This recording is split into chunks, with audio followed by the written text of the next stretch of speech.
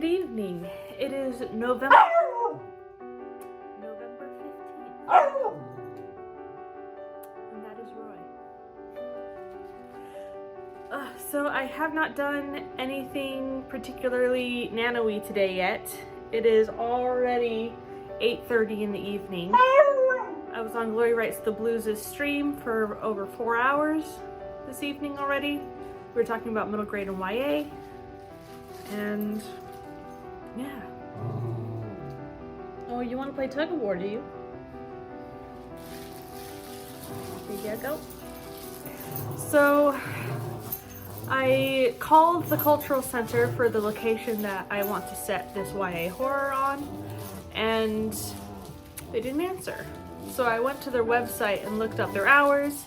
They were supposed to be open, and then I looked even closer, and they are closed because of COVID-19 for the entire year. So even if I drove over there, they wouldn't be able to help me because they're not there because they are closed. So I went through their website and read up on the history, which really helped, and it had names of people and stuff that would be around the year that I want this to occur, and it had some history on the stone walls and stuff. So, and the history of the immigration and who settled there and why and what happened, and also another big historical event that happened nearby just before my book would take place. So I would need to reference it because it would definitely impact. Are you okay? It would definitely impact the story. So that is what I did today. It is time to start developing more about this story. I also got a comment from Diana about my Seeds of Doubt, and how I should definitely give them the latest manuscript. So I'm still thinking over what I want to do to one of the characters for that draft, and if I want to make them a sibling babysitter or keep them as a friend. So age them up or keep them 12. So I could see it going either way for this book, but for the whole series, more tug of war. But for the entire series, if I want him to have his own book in the series, he needs to remain middle grade age. So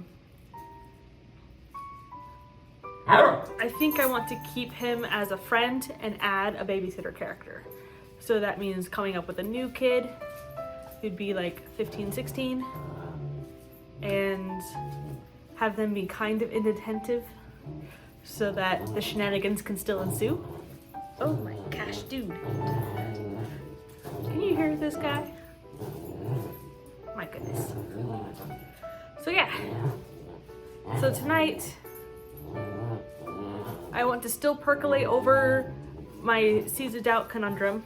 And then I also got a few YA horrors and middle grade horrors on Libby. So I have the audiobooks now. So I started listening to one of them. I think it's called Ghost Hunters? I don't remember.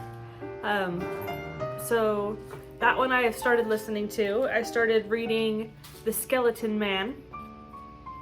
That one was really cool so far. I'm only 12% of the way through. But it starts out with the story of a man, like a Native American story of a man who was lazy and was waiting for people to bring food back. And so he burnt his finger, but it smelled really good, so he ate his finger. And then he cooked and ate all the rest of himself, and then cooked and ate his family when they came back. And the sound of the bones clacking against each other was a really cool onomatopoeia in the story. So I like that idea of creating your own onomatopoeia for the sound of something creepy that can be recurring in your story. So, bless you. I think I want to do that for some of mine as well. And yeah, that was my day so far. All right, it is almost 10:30 and I'm really tired, so I'm gonna go to bed. But tonight I just spent the night reading. I am reading Skeleton Man. I am halfway through. It's very good. So yeah, it was nice to read. It's a middle grade horror, and the character has a very interesting voice, and there's a lot of telling instead of showing, which is a very interesting choice.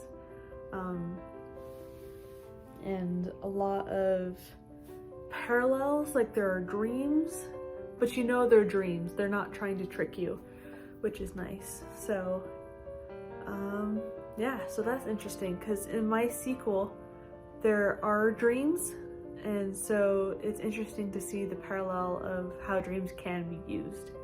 So good research, and it's time for bed. So I'll see you all later.